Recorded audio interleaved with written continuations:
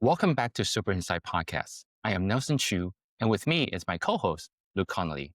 In this podcast, we explore how technology, data, and human empathy are transforming the legal world.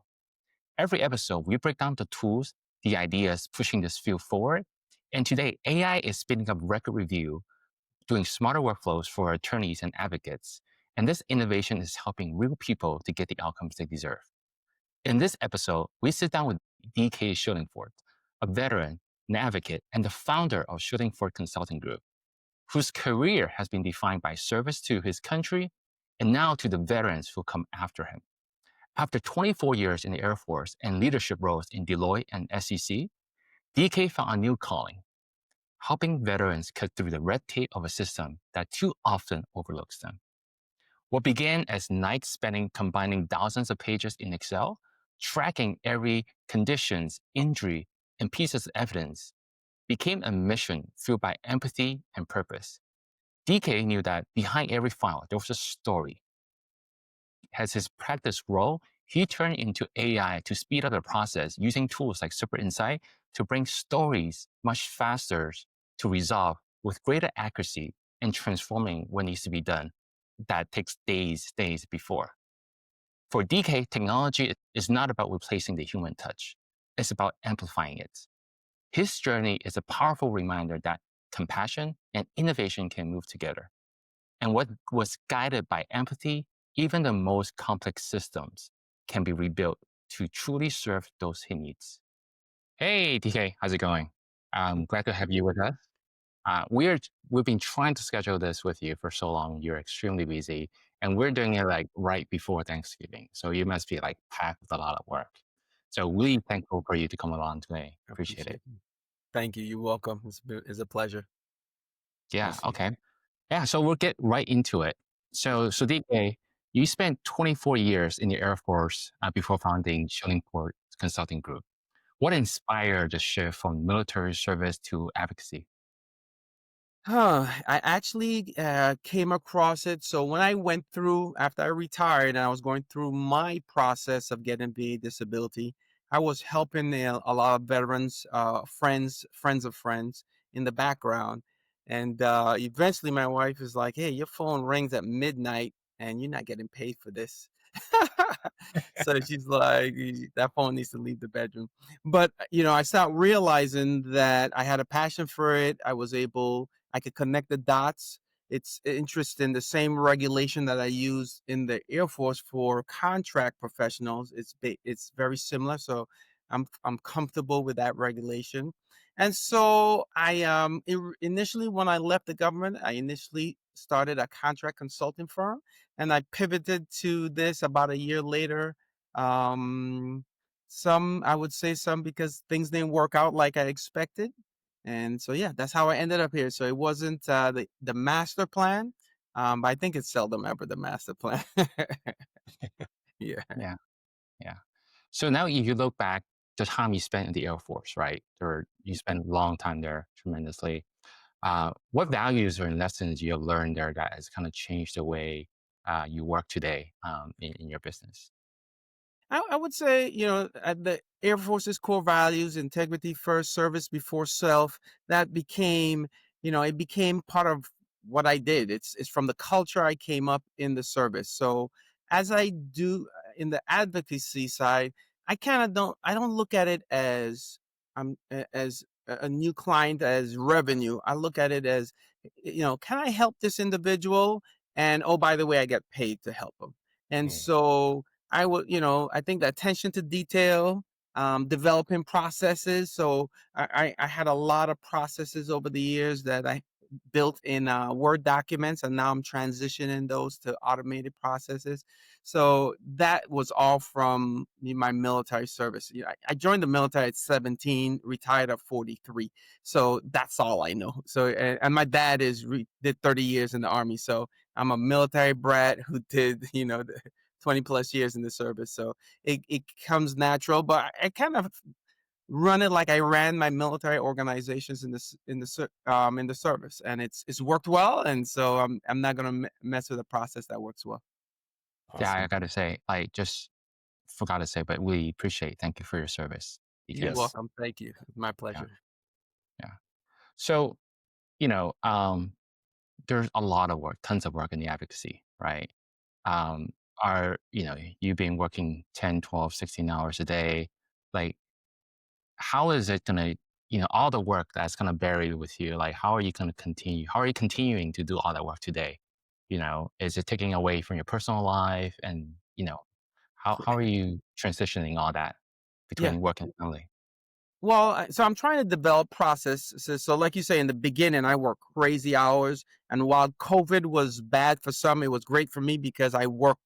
That's and I established myself during COVID, and so now I'm trying to start building a retirement plan. What's the next 6 years going to look like? 10 years going to look like for me? And how can I'm a self-proclaimed workaholic. So how do I transition that and build a team around me that can take this further than I do? So, I often, one of the things I worry about is if something happens to me, what happens to my team? What happens to the veterans that I'm representing? So, um, you know, developing a concession plan for the business to make sure if something happens to me, the business continues. And I've started things like I'll take once a quarter, I take a 7 day sabbatical where I'm no computer, no cell phones to see what breaks when I'm gone.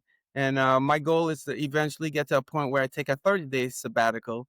It allows me to refresh because every day cases are playing in my mind, and so that's hopefully going to allow me to refresh and come back stronger. But yes, it is something I think about. I continue to develop processes so that I'm replaceable, and and things will go on without me. But it's not there yet. I'm getting I'm Yeah, I building remember it. like, Great goal though. That's the Yeah, yeah, that's the ultimate goal. yeah. yeah. I remember like, a year or 2 years ago when we first started working with you, like all the communications between, yourself and us, right? Now we're getting like double digit amount of people in your team just contacting us all the time. Like the amount of cases and people that have grown is like Yes. tremendously. Yeah. Yeah, all word of mouth. So our internal policy or internal thing is we take care of the current clients and they take care of our future clients. So Yeah. I tell folks, don't focus on money. Don't focus on can we help this veteran, and Hmm. if not, what information can we leave them with so that they're in a better situation. A lot of veterans just don't understand the basics. I'll use an example. I spoke to a potential client yesterday. He filed for 16 conditions, and and he says, "Hey, I need you to file an appeal for me." So I says, first of all, um, have you looked at your military medical records? Nope. I say, were you treated? Number two, were you ever treated for any of these conditions in the service? He says, I don't know. And then three, are you currently being treated for all of these conditions? He said, no. I says, so I may have an appeal, but you have to go to the doctor and get treated. You claim you have these joint pains and stuff like that. You have to do your part. So I kind of look at it as a partnership. My team and I know how to connect the dots at the VA, but our partner is the veteran, and the veteran has to be willing to go to the doctor and complain about their ailments, which is kind of contradicts the culture they came up in. The military comes from a culture of suck it up, deal with it, build a bridge, and push through. And now I'm asking you to complain. A lot of veterans have an issue with that, especially my Vietnam era veterans. That's not what they do well. They just deal with it and suck it up. So it's trying to change a paradigm shift, trying to shift that thought process with the veterans so they understand, hey, this is all about documentation. Can we document and connect the dot for the VA? So that's how I kind of focus on it. Yeah. Well, with regards to partner and veterans, like my partner, Luke, knows a lot about the VA space. Um, so he's a little bit more, a lot more educated on the right questions to ask. So why don't you go ahead, Luke? Sure. So, yeah. So I want to just kind of hit on some of the stuff that you have, Okay. the personal growth side of things. Like Okay. Perfect. as a person who's trying to be that leader for your organization. And I love that you're taking the good things that came out of the military for you and kind of applying those. I mean, that's great example of a good leadership movements there. Yes, sir. How has that kind of perseverance shaped how you approach all these challenges that you face today? So again, I rely on what I know, and I try to look at the positive, almost to a fault. I remember as the military had us. We always had development training, and so in development training, I noticed that I'm a optimist. So I always built teams. I always had a pessimist on my team because that's my blind spot. And so during this process, so how I tie it to advocacy, I was like, we want positive progress. I do no harm. I don't want to harm a veteran's current rating. And then I kind of look at it as pickup basketball. I play with the team I have, the evidence that I have, because if we knew what we knew today, we would have gone to the doctor and get stuff treated in the military. But we don't have a time machine to go back in time, so we can focus on what we have now. We can focus on going to the doctors now. So that's the kind of thought process I go through as I get the veterans ready, as I get my team ready. As far as being a leader, I think I had the best of both worlds. I did 12 years enlisted, 12 years as an officer in the same career field. Right. So that helped me understand, I was able to sit in someone's shoes, whether it's someone I'm leading or someone that's leading me, since I've been on both sides. So I bring that to what I do now. And it's so ingrained in me. I don't even think I don't think about it. This is what we did in the military. And so I just continue and I try to improve on those processes. So I'm always trying to improve our processes, and that's how we ended up, teaming and me using your software, because I had a lot of manual processes, and this has definitely helped my team and I and our clients to have more robust claims and find details that I probably would have passed over, doing it the manual way. Because I've done 6,000 pages of records manually. It's not fun. Tough. And It at is. some point, you do get some level of cognitive fatigue when you're looking at You do. You that do. much paperwork for sure. Yeah. And so if I compare then to now, I had a process. I went through records. I gave it each page 60 seconds. So if I could not recognize what's on the page, I skipped it, because my thought process was, if this was a chronic condition, it will show up on another page. And I Yes. had an Excel document, and for each condition, I wrote it down.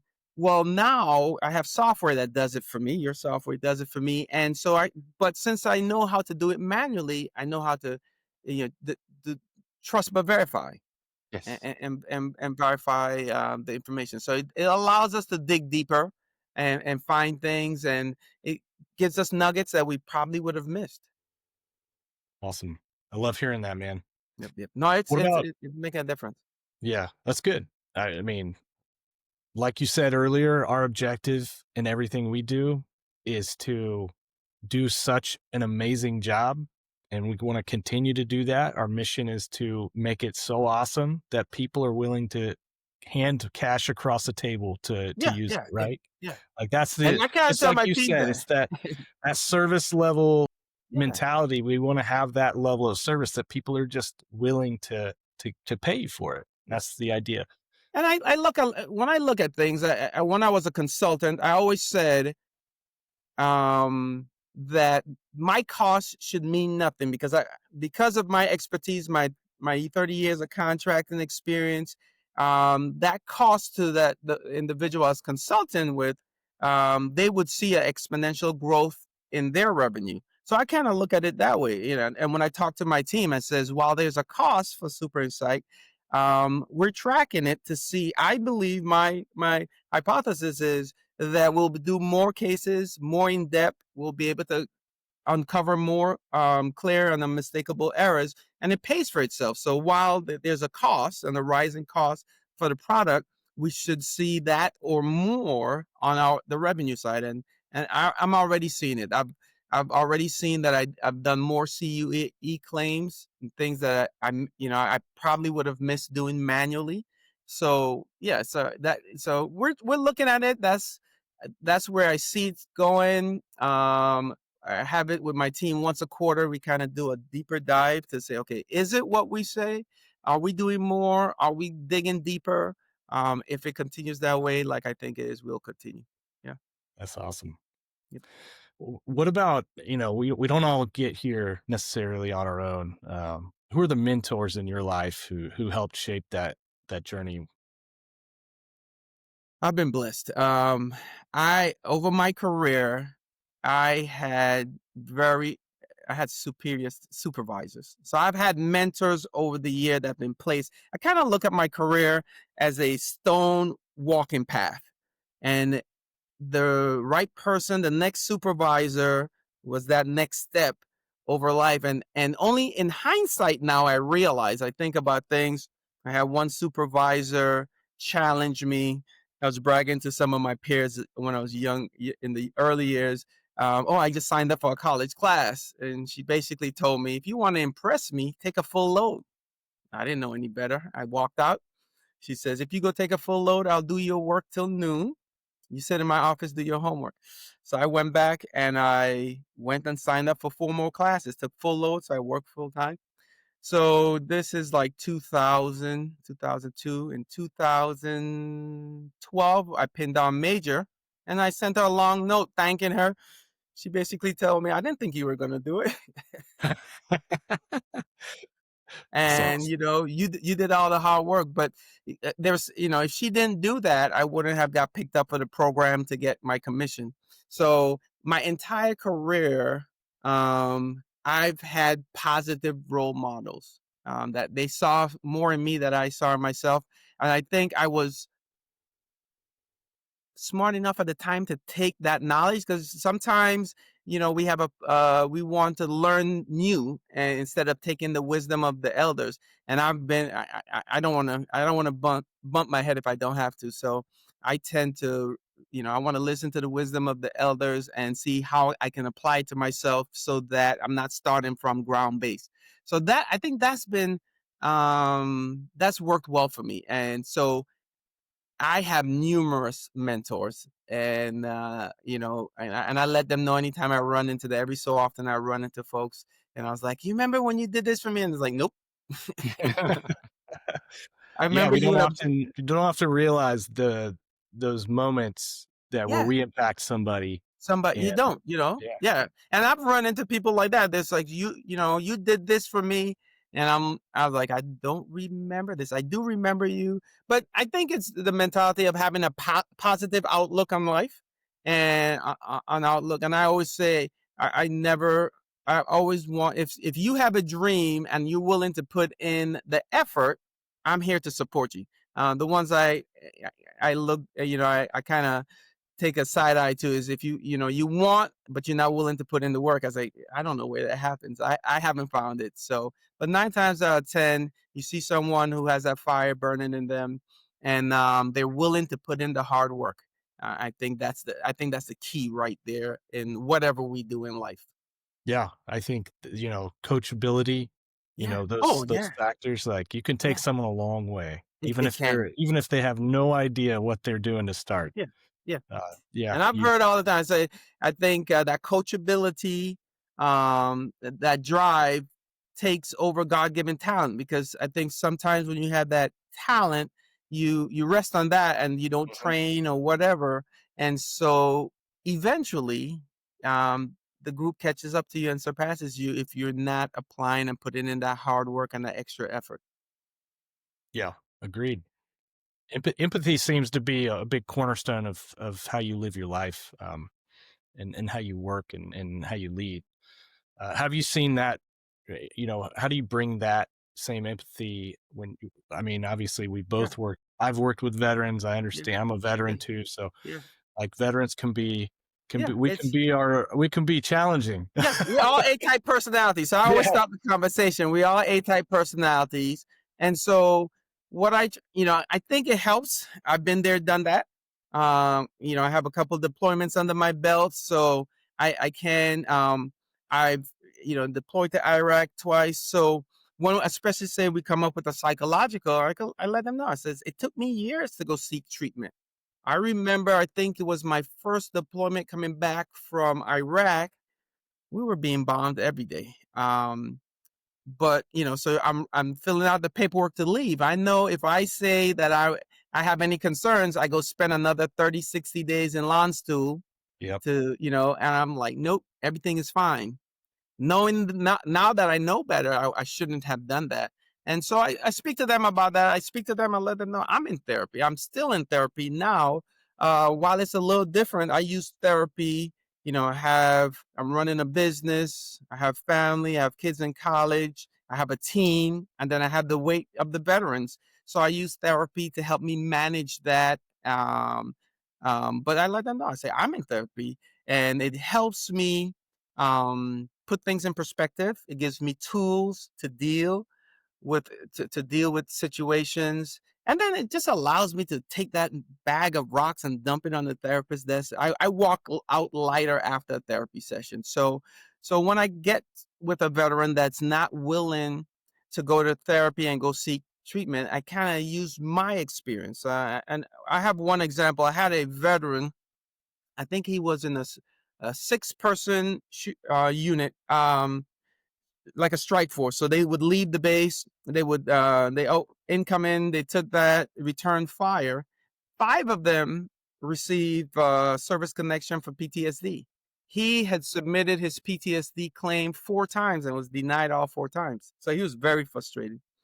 But he said, and his first thing to me is, why they give it to them and not me? I said, so, well, I don't have their records to compare, but I'm looking at your records, and you're self-diagnosing yourself because of what your buddies got service connected for.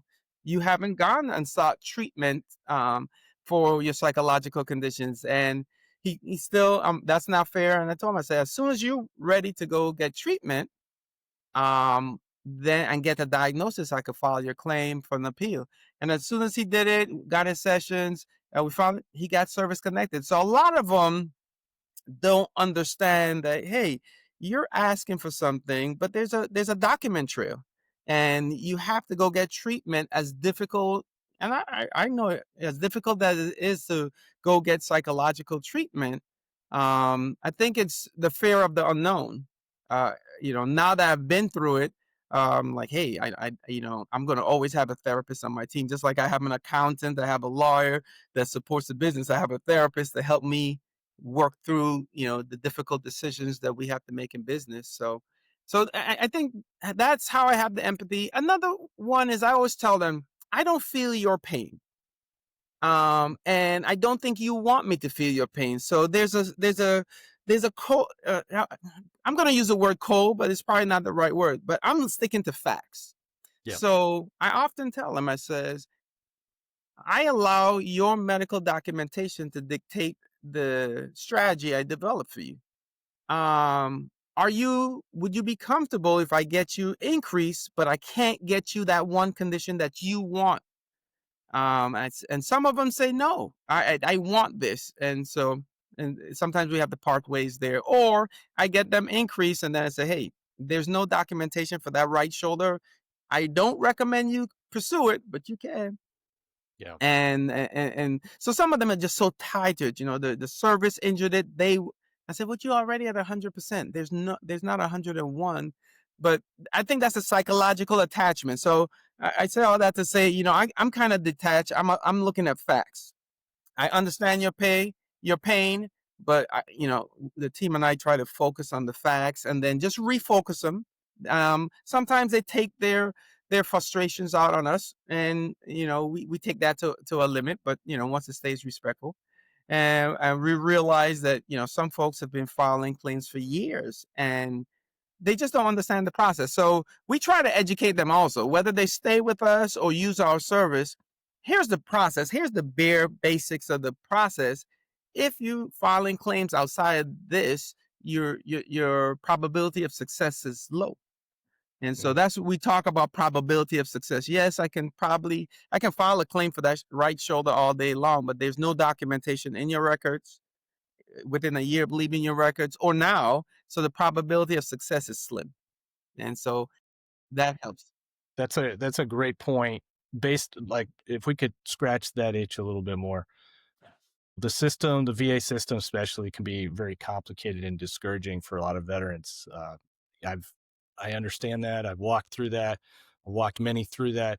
How Yeah. do you wish, or what do you wish more veterans understood about navigating it? I think that just understanding, like with anything in the military, I always say, just like we had regulations in the military, there's a regulation here, and you need to understand the parameters of that regulation. So, I need to be able to show it was either treated on active duty within a year of leaving active duty, and that you're currently being treated. If I don't meet those, my probability of success is slim. Mm, So helping them understand, and sometimes it's an aha moment, like the veteran I spoke to last night or the night before. He had 16 conditions denied. And I says, hey, were you treated in the service? I don't think so. mm, But he worked on the flight line. So that's the normal culture. When I see someone worked on the flight line, they were focused on getting those sorties, those missions flown. If they're security forces, if they're a pilot, if they're a Marine, I don't expect to see much in their medical records. And it is what it is. Now let's build a case, or let's see if we could build a case on whatever is in your military medical records, and then what's bothering you now. Can we pursue some presumptive conditions and connect those dots? So kind of getting them, back and refocused on, okay, here's what we need to prove. Let's see what the documentation says. We can't affect yesterday, but we can affect tomorrow, and then get them refocused. And then my focus, some folks come to me and like, hey, DK, how can I get to 100? And I say, hey, how about we just focus on getting you an increase, whatever that may be, or just getting you on the board. And I'll get you as high as your medical record support. And so mm. once I get them to refocus on stuff like that, they're like, ah. But I think it's an aha moment. If I had my, you know, if I had my wish, I would go back. I would like to go back and speak to units, to veterans before they leave the service, Yeah, and say, hey guys, if it bothers you, go get treated for it. I'm not saying to go ahead and falsely claim things, but yeah, in the military, again, I met a medical board while in the military, and my colonel redlined they recommended me for medical retirement. My colonel redlined it, and the statement was, I need his brain, not his back. And I was proud at the time. Unbeknownst to me, that medical retirement, I was already over 20 years, would have changed, could have changed my military retirement and make it tax free. yeah, But that proudness of being in the unit, making sure the mission goes on, he didn't know any better. And so I think that's when I think there's a disconnect between military service and the VA. I don't think it's intentional. It's just two different organizations. And, one is, hey, suck it up, deal with it. And now here I'm telling you to complain to your doctor. So, and I think those are some disconnects. But if you could get the information out without being a salesman, but just say, here's the information, guys. If it bothers you, go get treated. Stop. I remember going to the hospital. This was like 91, 92. We had a squadron flag football game. And I went to sick call. And when they saw what unit I came from, they said, man, you're like the sixth or seventh person from the unit. What's going on over there? I said, well, we had a flag football game yesterday that kind of turned into full contact. And they gave me a big tub of Motrin and says, take this back to the unit, tell them stop coming to sick call. but that's the mentality of the military. They're trying to patch you up to go back to war, and think of all those injuries from that football game that didn't make it to their records. yeah, exactly. You've worked with veterans from Vietnam, probably even before that, to Iraq and Afghanistan. What are some of the common threads that you're seeing in the stories and the struggles with the more modern wars? Yeah. So there's a couple. So across the board, A-type personalities. Across the board, they have that mentality of suck it up, deal with it, build a bridge, get over. Yeah, And then it's just the different eras. I remember I was dealing with a Vietnam era veteran. I think he did 2 tours in Vietnam. he was lighting a outdoor grill. I guess he was a cook. And it blew up in his face. So 50% of his body was burnt. And so fast forward all these years, he lost one lung. When he came to me, everything had been denied. And so his whole thing was, I lost my lung because I've been smoking all these years. I says, well, there's a chance you've been exposed to Agent Orange. So I just have to prove 50%. And so, and then, I started talking to him about the psychological effects and why hasn't he filed a claim for PTSD? And he's like, DK, PTSD is a new term. My era, there was no such thing as PTSD. And it was like a light went on. So each era, I think things have improved over the years, and the VA is implementing things as they see. But that era, PTSD and going for mental treatment, that didn't happen. And from my perspective, doing 2 tours in Iraq, I think I prefer I don't think I would have survived 2 tours in Vietnam. That's a different war. It was a different war. It was a Yeah. different I've war, read different enough time. of those Yeah. those cases, and it's Yeah, yeah. So just trying to get their mind into stuff, and then the Vietnam era veterans and those early era veterans, again, it's a different conversation. Hey, DK, I just want to get what's due to me, and so it's just a different conversation, but helping them understand, hey, this was set aside for you. I'm not going to pursue anything that your records don't support. If I'm not trying to fraud the VA, because I could lose my accreditation. So once I get that conversation going with them and helping them understand, and if it's not bothering you, don't get treated, then I can't help you for that condition. So no problem. So we'll focus on what you're being treated for. And it goes well. But yeah, there's a common theme. I also see it a lot with my female veterans.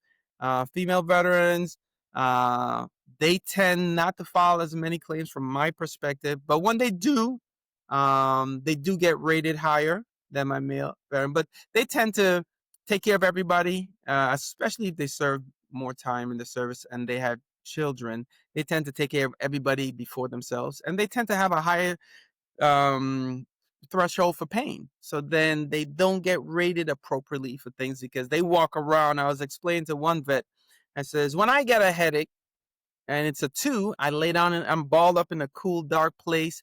She doesn't recognize it's a headache till it's a 7. She doesn't take medication until it's a 10. And so we get rated.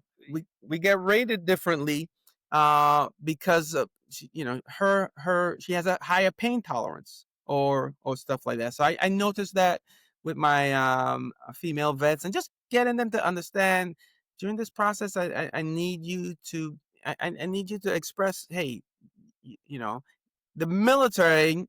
From my perspective, my female clients tend to, they have something to prove, while they were in the service. So they suck it up harder. They drive harder.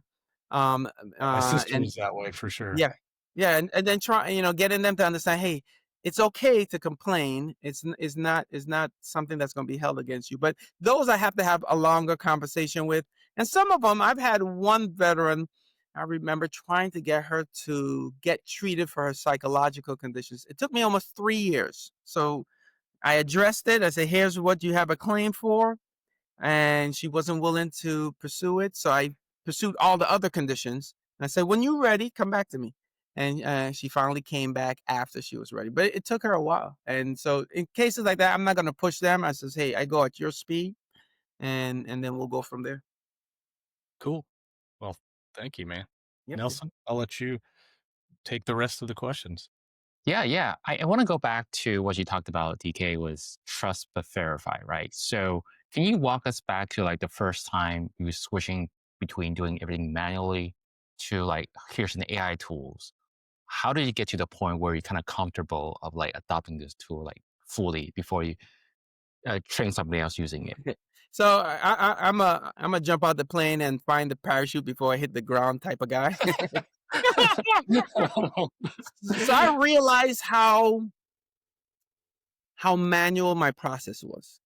And so what the first things I did is I had cases already completed, so I would dump that information into the software and compare the two. And I was like, oh, I see. And the more you do that, the more the software learns, and I start seeing a better and better product.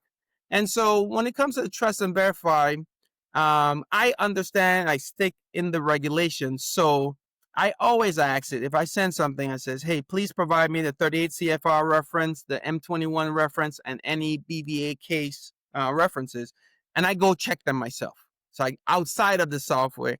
And so every so often you'll find these ghosts, what I call phantom reports. But I'm seeing them less and less.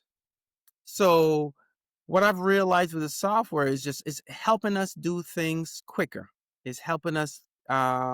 We had a very manual process. So one of my things, how can I transition to an automated process so we could do first better and then hopefully more. And so AI has been helping me do that. And again, that verification gives me more confidence in it, that so I will, even when it comes to building an argument for a higher level review, BVA, I build it on my own, and then I ask the software, and then I compare the two. Yeah. And so more and more I see that it's closer, or it's picking up stuff that I didn't pick up, and I was like, okay. And when I verify, it's legit. So yeah, it's definitely helping us. I would still say we're in our infancy. I Mhm. think even we had training with you guys, and I realized I think I'm using your software about 10% of its potential. Yeah. You know, one thing in this training we realized, so I was always downloading the Super Insight report as an Adobe document, but I realized leaving it in the system and reviewing it there, all the links work properly. It's just more fluid. The links work on the other end, but I can get back to the source document easier. So after that training, I'm sure you saw more people in there, because I was like, hey guys, this is, we're not using it. We're probably using it at 1%. We might be at 10% now. But my whole thing is I want to run every case through there, because if we could do a better job quicker, it's going to be worthwhile in the long run. And then being able, as we get new data, to add that data and run it in has been helpful, you know. So yeah, we trust about verify just to get that, I think, the software is a tool. It's a tool that helps us do our job better. It doesn't do our job for us. And that's what I expressed to my team. I said, this allows us to digest more data. This allows us to look at more options, more potential claims for a client, but it doesn't do the job for us. So if you don't understand the regulation, if you don't understand the foundational rules of a claim, I don't think the software is as useful. But if you do understand it, it's a force multiplier and allows us to do more with the same amount of people. So yeah, so that's what we've been seeing. We've been using more, and we're starting to track it more. We're looking to see, just how much more can we do in 2026 to improve and start using the full capacity of the software? But right now, I would say we're using it at 10%, which is amazing. But imagine if we could get that, start using it at the 50%, and it starts providing us, like, I could see us uncovering, tons load more of CUEs, and just picking up on errors that were made in previous claims and stuff like that. So yeah. Yeah. And DK, you have a very different background than most people who are advocates, right? Either some are from law, some are from veterans, some are from medical, but you were in consulting, right? Yeah.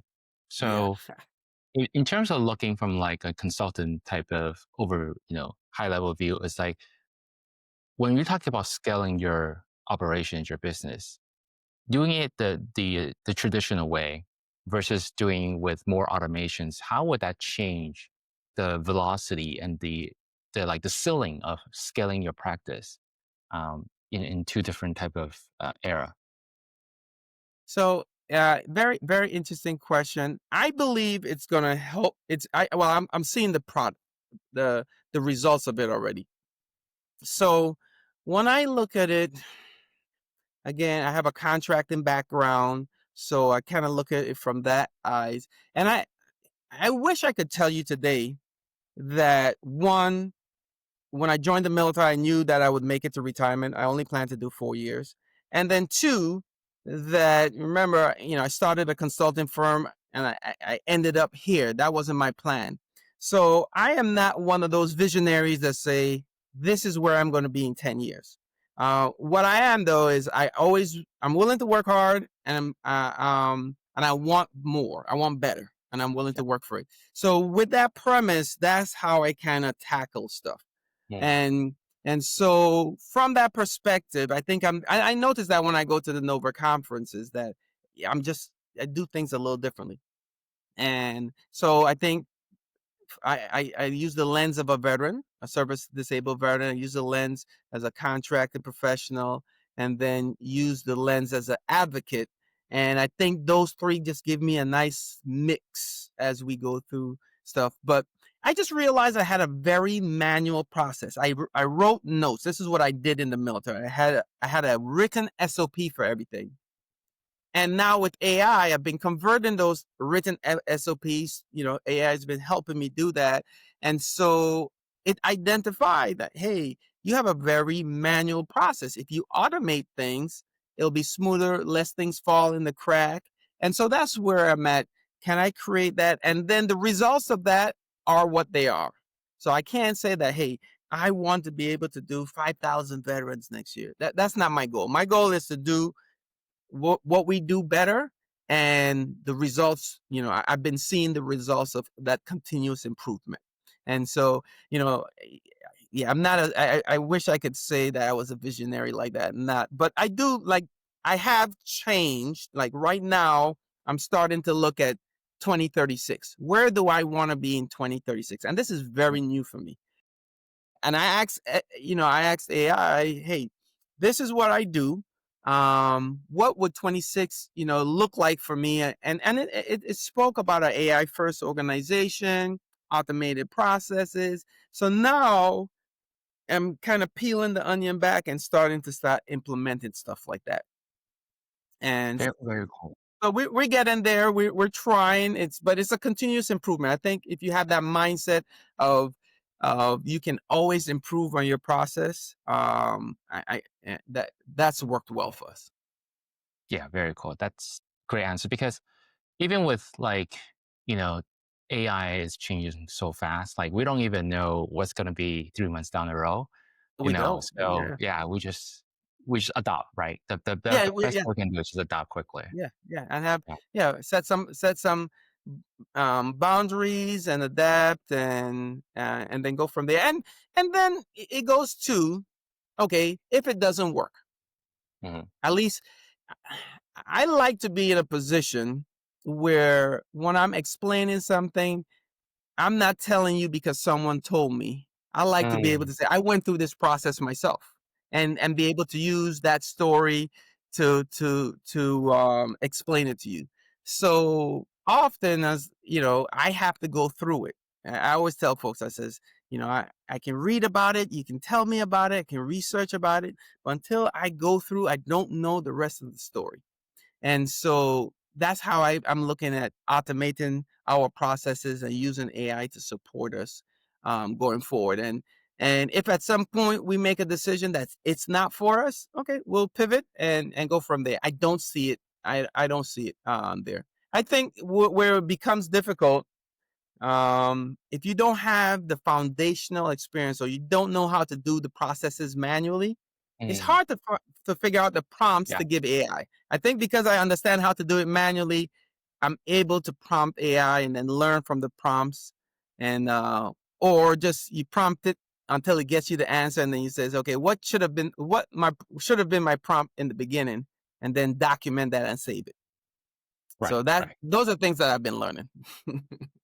Yeah, very, very good. Hey, Luke, I think That's all my questions for now. You got anything else for DK? Yeah, I just want to I will call last two questions to help wrap it up. But there's always two things we like to kind of end with, and that is the human impact side of it, right? All of the technology in the world, all the service in the world, it means nothing if we can't see the impact, the human impact, where it's actually making a noise in the world in good ways, hopefully. So do you have any stories that kind of that you can tell us, obviously within reason, that kind of help remind you on a daily basis of the mission that you have and why it's important? I would say I have several stories. A couple of them, I remember there was a veteran. She had been a Marine, had been fighting her claim for years. And we regrouped. And I always tell her, I says, clean slate. I'm treating it like it's a new client. I don't want to see any of the old stuff. And we fought for about 2 years and finally got her increased and I think I got her to 100%. And she did not hang the phone up. So I could hear her sobbing. I could hear that she fell to her knees. And I seem to get a story. I seem to get feedback as soon as I feel like the weight of the world, or I have a veteran that says I'm not moving quick enough, or they're frustrated with the VA. I get a call from a veteran that says, "Hey, you guys changed our life. You guys walked us through the process, and it's almost like perfect timing." So as soon as I'm like, "Man, this is over. This is becoming a little overwhelming," I get a story like that. I have another one is a father and a son, got both of them increased. The father calls me at least once a quarter, and I've gotten him increased years ago. And he's like, "You've changed my life, and I just want to let you know." And he'll tell me he went on this trip, or he did this, or he paid for his grandchild to go to college. And he doesn't realize. I always tell him, I say, I appreciate calls like this, because most folks are calling me to tell me, "Oh, we got denied again," and stuff like that. But yeah, those stories come through, and sometimes I don't realize how much we're affecting, our veteran families. So, sometimes your head is down, you're trying to work on a case. You always have cases in the back of your mind that you're trying to figure out. It's like a puzzle, and you're like, okay, let me sit this down because I can't figure it out. And you come back 30 days later and you go over it again. And then finally it clicks. Well, I realize it finally clicks because it's playing in the back of my head all this time. And so when I get stories like that, I get refreshed. I get that wind under my wing to tackle the next cases. And they always come just in time. So yeah, so that definitely helps. It's nice to hear, and sometimes it's not necessarily the veterans that we get to 100%. Is some of the veterans that we just finally get them service connected because they've been denied so many times, and it's like vindication. So. Yeah. Last question. What would you tell any veterans who are just sitting on the sideline and haven't engaged yet? I always tell them, I look at the stats. I think the last time I checked, there's 81 million veterans. I think it's like 1.2 million are at 100%. There's about 10 million not getting anything. Hmm. So what I try to get across to them is military service is hard on the body and the mind. It is what it is. Yeah. I don't think we realize how hard it is because we have that culture. You're in a unit. We have that hurrah. We're pushing through. I don't think I realized it until I left the service. Things started hurting, falling apart. I was like, man, why didn't it fall apart while I was in the service? Well, you all there together. You just suck it up together. And so I kind of share that with them. I was like, hey, again, I'll use Marines. The Marines have this exercise where they have I call it the large um, uh, air swabs, and they fight. They put on a helmet and they bang Bugle each other in the sticks. head. Yeah.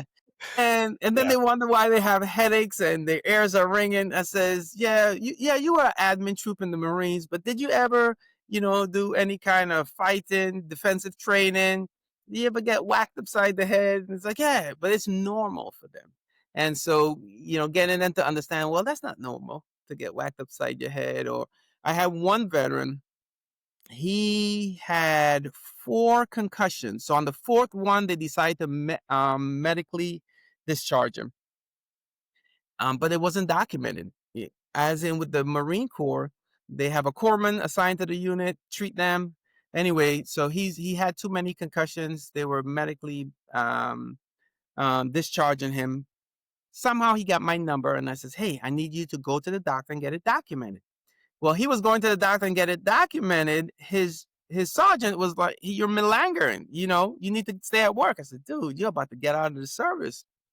So I had a call with his father and says, I need you to speak to your son. He's getting discharged for this, but when I looked at his records, it's not documented well in his records. But because of the culture he's in, he's not getting it treated. And so he's going to get out and not get the right disability. So luckily I was able to speak to his father and get stuff documented. But yeah, getting back to getting them to document stuff, getting them to understand that they're not Superman and women, and the body can only take so much, and then go from there. So I think helping them understand that the VA was put there for them. The VA is funded, with the assumption, if I remember correctly, the VA is funded as making the assumption each veteran is at 100%. And so with that, if your documentation supports it, you should fight. A lot of them think, well, I'm not an amputee, and the money, if I go, I'm going to take money away from an amputee, which is the furthest from the truth. So just educating them on the process. I love to speak to military members that's still on active duty, and I says, hey, if these things bother you, make sure it's documented.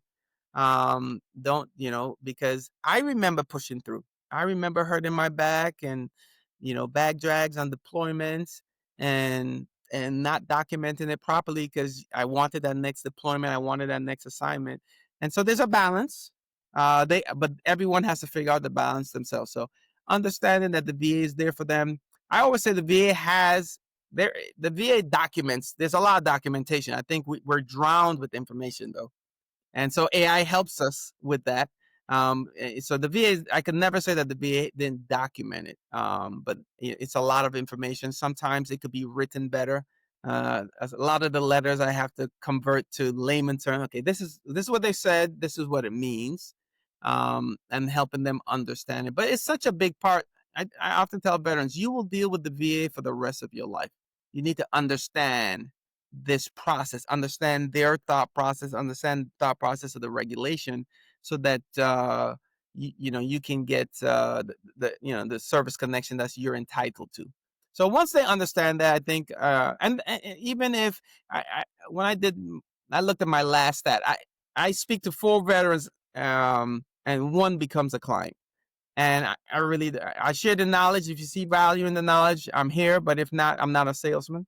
And so, but use this knowledge and go at least file a claim. Figure it out and go file a claim. So that's worked well for me. Awesome.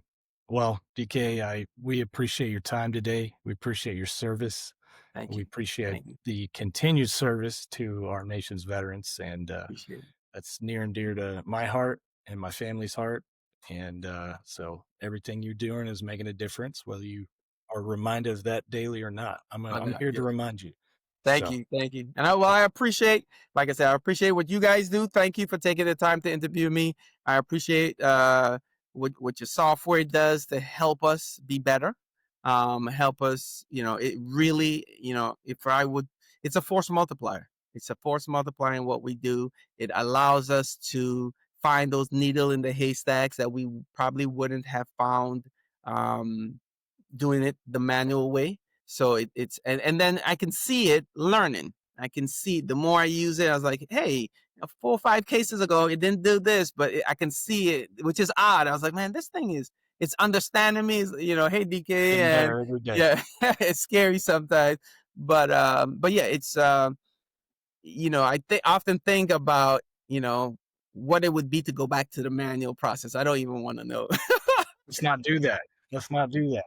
I think about it all the time. So the guy's like, "What are you willing to pay?" I said, "I don't want to know because it was." But we didn't know any better at the time. So the manual process was our AI at the time, and now, yeah, I wouldn't, I wouldn't want to go back to that. I used to have to fat finger stuff in. And it's like, whew, yeah. So I do appreciate what you guys do, what your software does, and the improvements that you're making on it. I can see it on my end, so my team can see. So we definitely appreciate that. So again, thank you for the time. Happy Thanksgiving, happy holidays, and Likewise. I Yeah. thank you for having me on today's podcast.